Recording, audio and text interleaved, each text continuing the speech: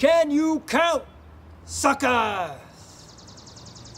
For if you can count, I say the future is ours. Look what we have here. Spartans sitting right next to Panthers. Trojans right next to Titans. Ain't nobody wasting nobody. Ain't nobody beating on nobody. Nobody woofing on anybody. I think if you can count, we will have a Best of the Bunch awards brunch. 23 all-record journal teams. Athletes of the week from fall and winter and spring. Scholar athletes from fall and winter and spring. Can you dig it?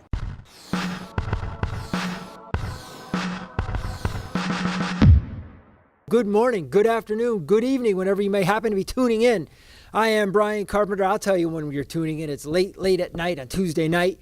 Spencer and I are here, burning the midnight oil, bringing to you the Athlete of the Week show for Week 6, spring season, presented by Hergott Dental Associates. Spence, we have a nice special on tap this week, the siblings edition. But before we get into it, we have our winners from Week 5. And you know what's cool about this, Spence? I'll tell you what it is. We have two winners who we owed them something. We owed them both interviews. We owed the boys winner an interview from like 2 years ago. Don't worry, Jake Ranney. I didn't forget. He's our boys winner. Let's cut to him right now. All right, this is Sean Krofsik from the Record Journal, and we're here at Lyman Hall High School for our Athlete of the Week, and it is senior Jake Ranney. Jake, congratulations. Thank you so much. Yeah. What does it mean to you for you to be Athlete of the Week? It's huge. This is what I've been working for. This is why I'm going to college for, and it's a great achievement. So tell me about your big win over North Haven. Tell me about your performance and your big hit to get you guys over the top that day. Oh, it was huge.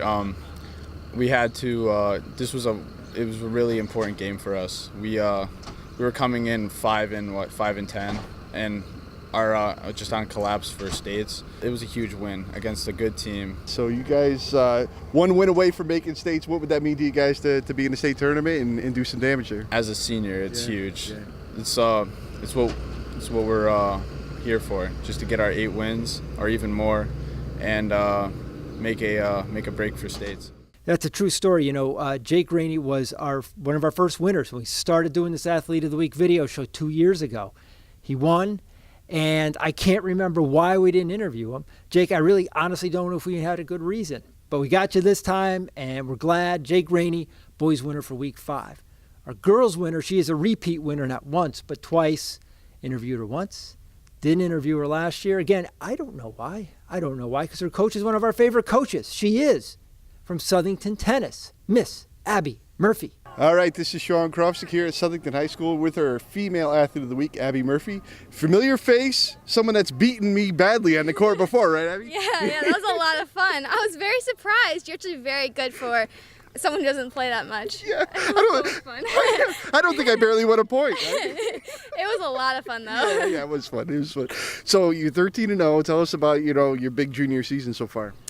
So this year's goal is to be undefeated, and so far it's working out very well. So I play against Glastonbury, which is a very tough match, and Simsbury as well. So yeah, that Glastonbury match. Tell us about it. That 3-setter. It was a very mental game. I had to make sure I stayed focused and keep my aggression up, because once I slacked off a little bit, then she would start competing better. And so it was basically back and forth between who would win a game. It would go, I win a game, she win a game. So it was very, very tight. So what are your goals now for the postseason? Postseason is definitely to work my butt off to definitely make my serve more consistent, and definitely get in more strategies for my points and stuff. Abby, I still got your tennis ball that you and your sister Molly signed for me last year when you guys were siblings winners for our first siblings edition show last year. Abby, that's your third time winning, and I always appreciate the tennis shark video we did, and your mom dragging me under the net to reprise Quint's demise in Jaws. And on that happy note, let's move on to our siblings edition. Spencer, though, before we move on to the show, I got to say I'm kind of having a bad hair day. And it doesn't happen to me often. It's only on rainy days when I have the bad hair day. But if you can look past it, I'm going to look past it too. And we're going to dive right into our 6 sets, triple sets in some cases, 6 sets of nominees for our siblings edition. And Spence, since I got the tennis ball in my hand, we're going to start on the courts. We're going to start over at Maloney High School. Number 1 doubles team. Who else but Miss Abby and Haley Lespier. Sophomores in the midst of another strong season. You know, they made their debut last year as freshmen, made it to the state open. You'll see them right back there again this year. They've qualified for states. They're 12-2 going into the season, undefeated in CCC South play. Abby and Haley Lespier. Nominees number 1 here in week 6, our siblings edition.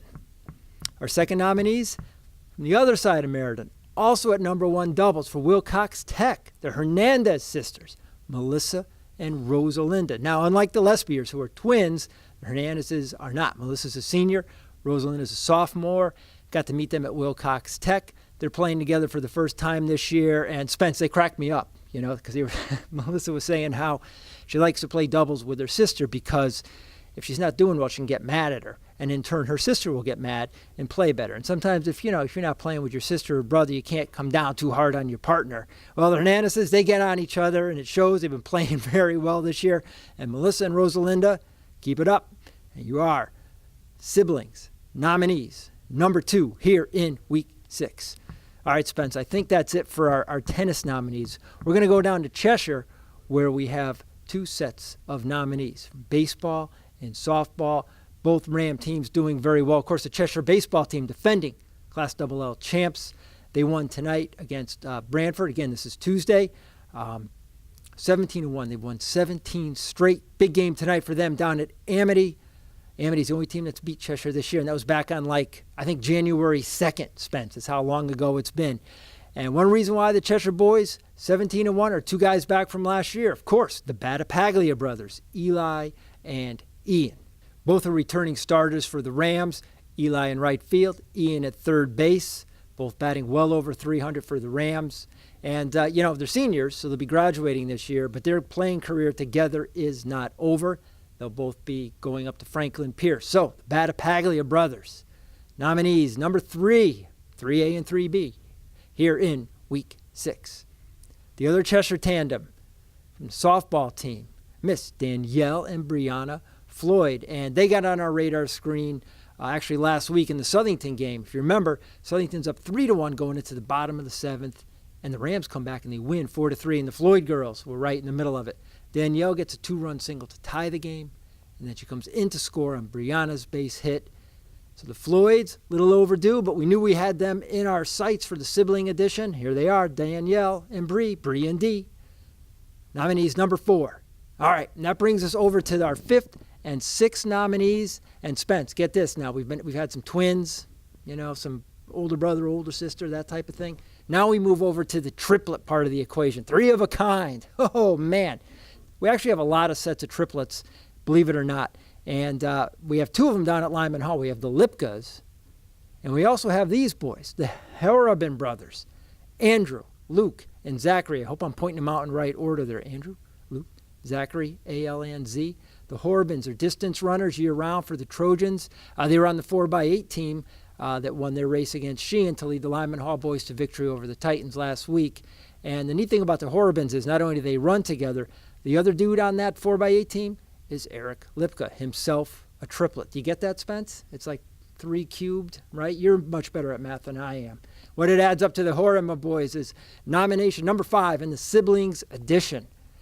Our last set of triplets, we go up to Southington, to the Brown clan. We have Garrett and Mackenzie and Camden Brown, Southington lacrosse. Now, Camden's been on the DL this year, unfortunately, for the boys team. But Garrett and Mackenzie, they're doing their thing. And here's what's cool about the Browns. Garrett and Mackenzie are both goaltenders. Pretty neat. What do you think, Spence? A pretty good rendition, pretty good lineup. Everybody with their own unique little twist. The Browns certainly have theirs, and we certainly could not let this ship sail without them aboard. So there you have it. 6 sets of brothers, sisters, twins, triplets. You know, Spence, I think next year by this time we'll have quadruplets going, maybe some quints. When you see this video, it is 6 o'clock. Wednesday, you have through Sunday at midnight to vote. We'll bring you the winners next week and bring you another little special edition. That's our tandem edition where we have like pitchers and catchers and relay teams and tennis double teams. That we kind of burned 2 of them today, Spence. We'll see what we can drum up for next week. For now, I am Brian Carpenter, sports editor of the Meriden Record Journal. You can vote at myrecordjournal.com/sports. My thanks to Shawnee and Spence, Ron Buck out there covering the beat. We'll catch you next week. Be good.